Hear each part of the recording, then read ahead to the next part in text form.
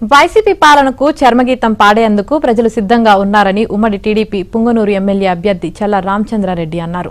ఇవాళ ఆయన కుటుంబ సభ్యులు కూటమి శ్రేణులతో కలిసి నామినేషన్ దాఖలు చేశారు. ఎన్నికల రిటర్నింగ్ అధికారికి ఒక సెట్ నామినేషన్ పత్రాలు అందజేశారు. రాష్ట్రంలో ఖచ్చితంగా వచ్చేది కూటమి ప్రభుత్వమేనని ధీమా వ్యక్తం చేశారు. తాను గెలిచిన 6 నెలల్లో పుంగనూరును అభివృద్ధి చేసి చూపిస్తానని ఆయన స్పష్టం చేశారు.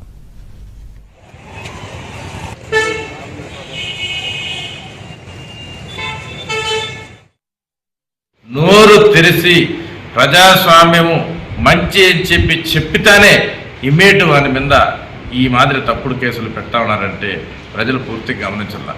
ఎక్కడ చూసినా భూ కబ్జాలు, ఎక్కడ చూసినా రింగ్ రోడ్లో ఈరోజు ఏ ఉద్యోగస్తుడు కష్టపడి 30 సంవత్సరాలు కష్టపడి ఒక సైటు ఒక స్థలం కొనుక్కున్నా కూడా ఆ స్థలము భద్రత ఉంటుందా ఉండదా అనే రోజుకు 2 సార్లు పోయి చూసుకునే పరిస్థితి అయిపోయింది. ఈరోజు ఎవరికి ఉద్యోగస్తులకు అవుతేనేమి, యువతకు అవుతేనేమి, రైతుకు అవుతేనేమి ఎవరికి కూడా భద్రత లేదు ఈ నియోజకవర్గంలో. ఈ దౌర్జన్య కాండను అరికడతాం. ఈ పుంగనూరు నియోజకవర్గాన్ని